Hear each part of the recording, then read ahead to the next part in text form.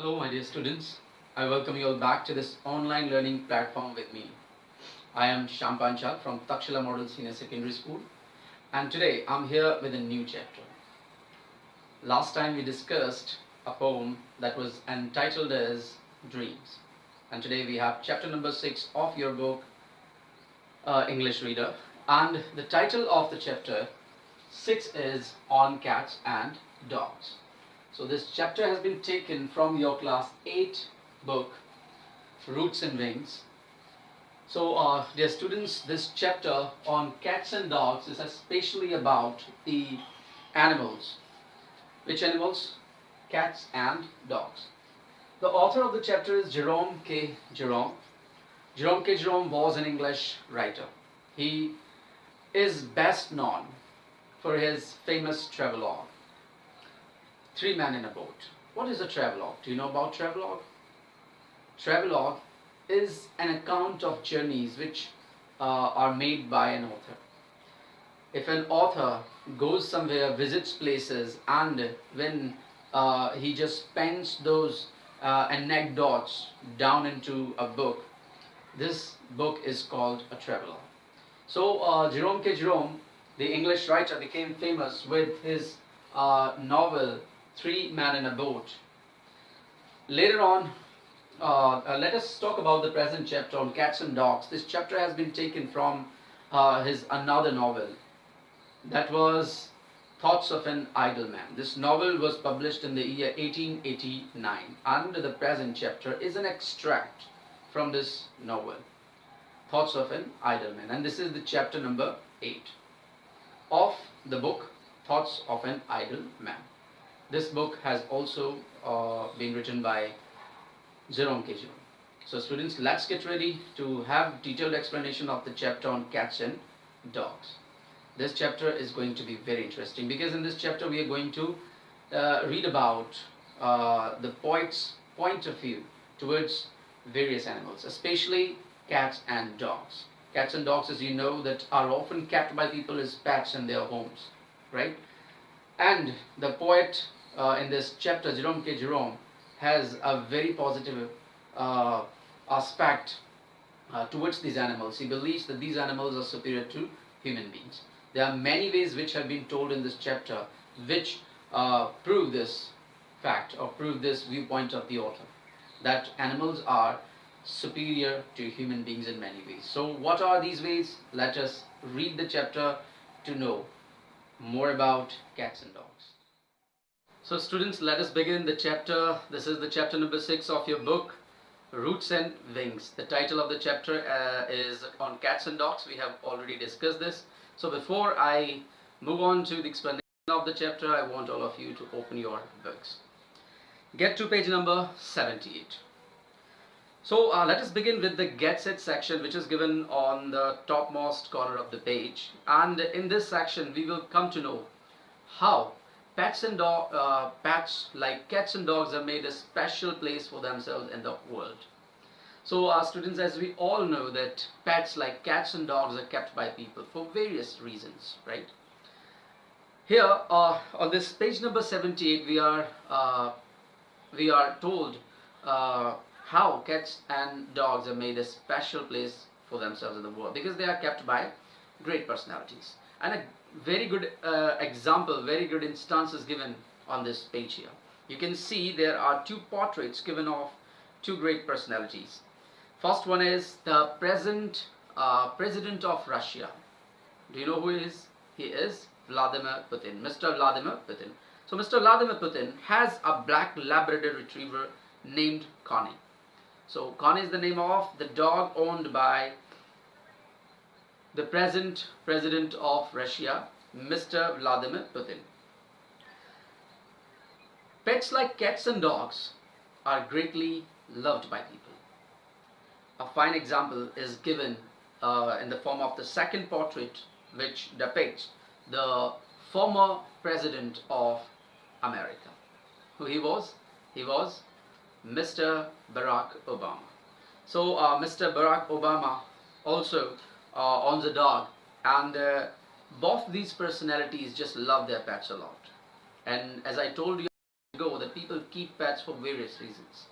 Few people keep pets so that they can, the pets can guard their home. They can just be good companions, right? There can be many reasons behind why we keep pets. And pets here, I'm talking about only cats and dogs, right? In India, people mostly keep pets as dogs, but in other countries, people equally keep pets as dogs and cats both, right?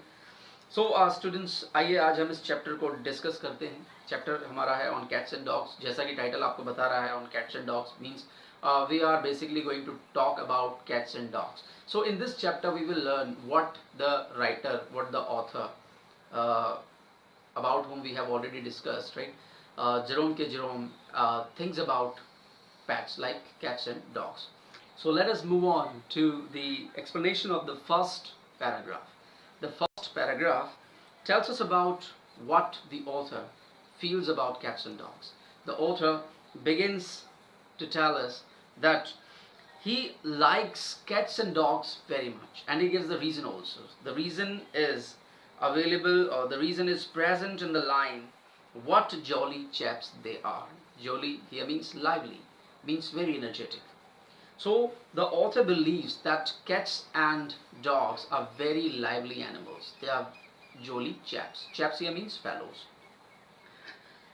Then he moves on to tell us that there is one more reason why he likes pets like cats and dogs. The second reason that he tells us is that they are superior to human beings. The poet believes that animals are much superior to human beings in many ways, and we will read about these ways here. So now let us get to page number 79. On page number 79 it is written, they do not quarrel or argue with you. The first reason why the animals are superior to human beings is that they do not quarrel or argue with animal. Whatever you say to the animals, they never argue with you. So this is a positive aspect of animals.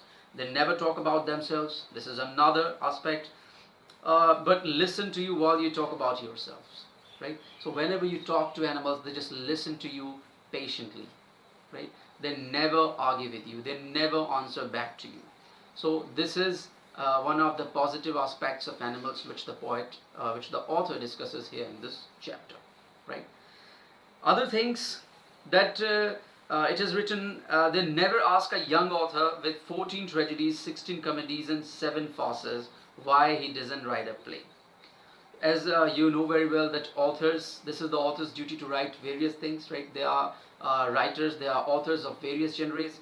Here, if an author has written 14 tragedies and 16 comedies and 7 farces, so animals never dare to ask or never bother to ask that writer why he doesn't write a play.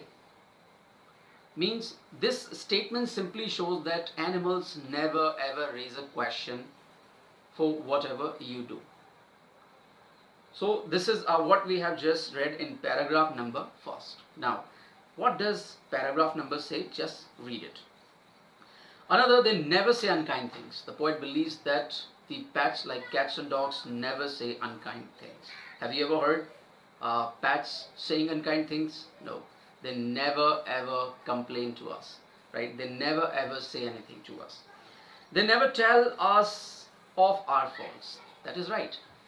जानवर हमें कभी भी हमारी गलतियों के बारे में नहीं बताते हैं.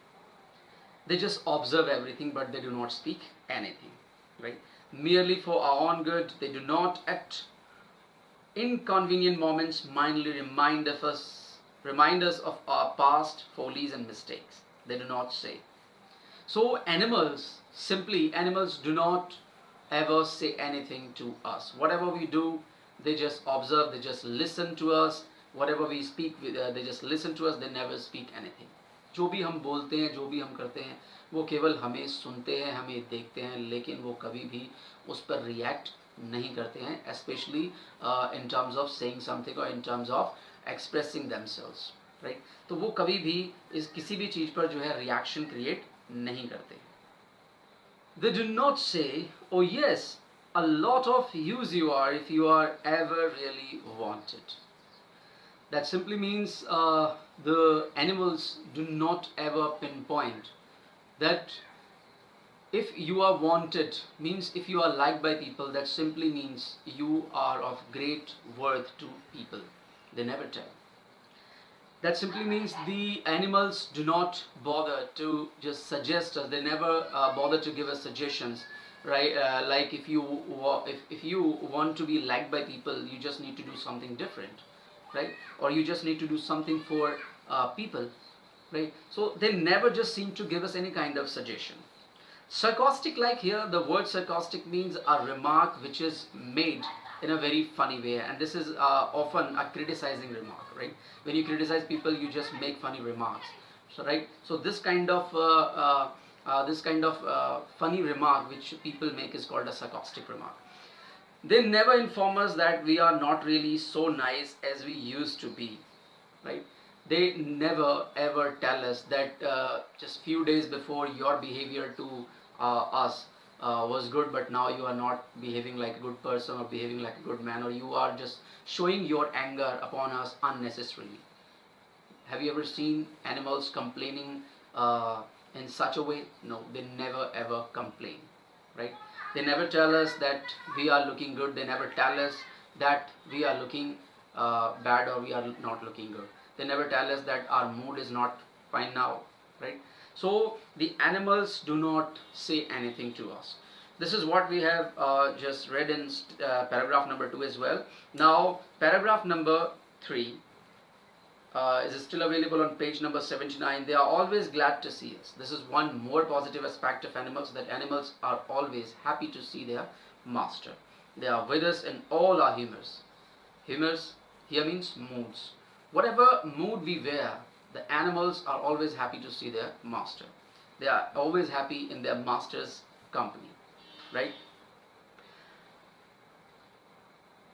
Then they are merry when we are glad, sober when we fall solemn. Solemn here means very sad.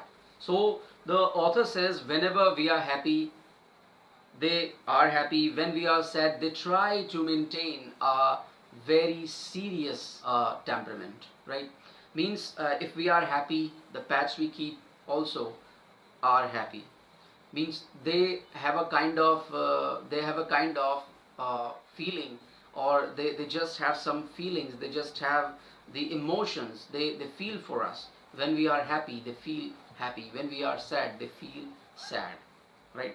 So this is also a positive aspect of animals, especially cats and dogs, which has been mentioned in this chapter.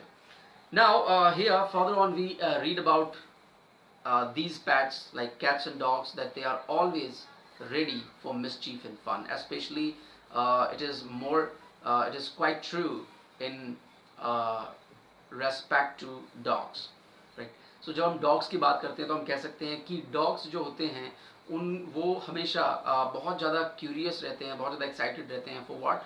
For fun and mischief. And this is what we are going to read at page number 808. So now move on to page number 80. Look at my eyes, if you doubt me, what shall it be? This statement is written in double inverted commas. You know very well that when a statement is written in double inverted commas, it is the direct speech, right? So here the dog says to his master, look at my eyes if you doubt me. Means the dog is always ready for what? For fun and mischief. And he just tells his master, if his master doubts him, his master should look into the eyes of a dog, right? And he will be able to see what? Fun and mischief that the dog always wants.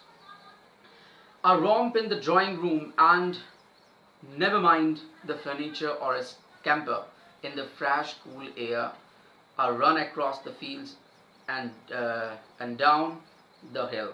Whoop, come along. So in this paragraph, the dog says to its master that he wants what? He's always looking for a romp. What is a romp? A romp is a rough, energetic play. Means this is an activity which is performed by dogs mostly whenever they are in a very good sort of mood, right? So the dog says to his master that he is always looking for fun and mischief, and if his master does not believe this, if his master doubts this, his master can look into the eyes of a dog and he will be able to see what a romp or a scamper. Scamper here means a wild run, right? So these are the things that his master can see if he doubts what actually a dog wants. Now here the author further on moves to tell about his pets. There are two pets that the author right now has, and one of them is a dog, the other one is a cat. So in this paragraph we will come to know about the names of the pets that the author has kept. Let us now read this paragraph. Or you would like to be quiet and think. Very well, pussy can sit on the arm of the chair and purr. What does purr mean? Purr is a vibrating sound created by a cat. Why do cats create such a vibrating sound? Whenever cats are contented, whenever they are satisfied, they just sit to rest, and in this resting position they often create this vibrating sound, right? So here the author wants to say that animals are much superior to human beings in many ways. This is also one of the aspects that the author tells us about cats and dogs. The author says that these pets are sensible enough to understand your temperament, your behavior, your mood. Whenever you are not in a mood to play with your pets just never disturb you. For example, the author says when you are not in a mood to play, you just want to sit alone, you just want to think about something, you just want to ponder over something, right? How does the cat react? The cat does what? The cat sits on the chair and purrs. Whereas when it is about the dog, the name of the dog is given here on this page number 80. The name of the dog is Montmorency. So how does Montmorency spend his time whenever the author is not in a position to play or is not in a mood to play with Montmorency? Montmorency will curl himself on the rug. Montmorency spends his time while sleeping on the rug near the fire, and he continuously keeps looking at the fire as well as at the author. Why does he look at the author? Maybe the author takes a look in the direction of a rat, and this dog Montmorency gets alerted, right? So in this paragraph we have come to know about the names of about the name of the dog Montmorency, and the word pussy is actually another word for cat. Now in the next paragraph the poet says, and when we bury our face in our hands and wish we had never been born. This statement means sometimes it happens that we are not very happy. Sometimes it happens we feel that the world is upside down for us. We feel quite bad. We feel quite sad, right? We feel so sad that we never, we just do not want to face people. And what happens? We try to confine ourselves behind the boundaries of our houses, right? We never go out and meet people. We never go out and enjoy with our friends. And we just try to put our hands on our face in order to show that this is the biggest mistake that we have been born in this world. Means this simply shows that if we are very sad, what happens? They do not sit up very straight and observe that we have brought it all upon ourselves. The author wants to say that when we are extremely sad and we just avoid the company of friends and relatives, what happens? Our pets just do not let us stay in the position or let us stay in the mood that we are with. They just come up and they try to remove some part of our tension, some part of our problems. How? This is what we are going to read in this paragraph. They do not even hope it will be a warning to us, but they come up softly and shove their heads against us. So whenever you are quite sad, the animals do not just let you be in that position, in that situation. They try to help you feel somewhat good. And what do? They just they have their own way of placating their master. How do they actually try to remove the burden or remove the tension of their master? What kind of activities do they do? Let's read about them. If it is a cat, she stands on your shoulder, rumples your hair, and says, I am sorry for you, old man. So, how does a cat actually show her grievances for his master, right? And how does she try? How does he try to just please his master? If it is a cat, she stands on your shoulder. Sorry, the gender of the cat is actually feminine gender here, so it is written she here. I thought it was male cat, right? So if it is a cat, she stands on your shoulder, rumples your hair. Rumples here means to disturb your hair. So she stands on your shoulder, rumples your hair, and says, I am sorry for you. So whenever you are extremely sad, right, you just do not want to talk to anyone, your cat just doesn't let you be in this situation, right? In the same situation, she does what? She just stands on your shoulder and tries to say that she feels sorry for you. And how does a dog react? एक dog कैसे react करता है? So a dog just comes up to you and he tries to just show that he's always with you through all the situations, through all the circumstances, right? And it is very well given in this paragraph, in the second last line. Well, you have always got me. The dog tries to say that his master has always got him, right? Whenever his master needs him, he is always ready at his beck and call, right? We'll go through the world together and always stand by each other, won't we?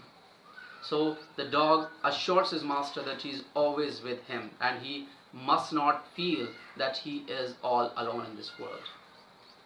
This is enough, right? So it is not so that dog or cat just speak. They never speak, but their actions, their behavior shows, right? Their behavior to you show this. The author believes so, right?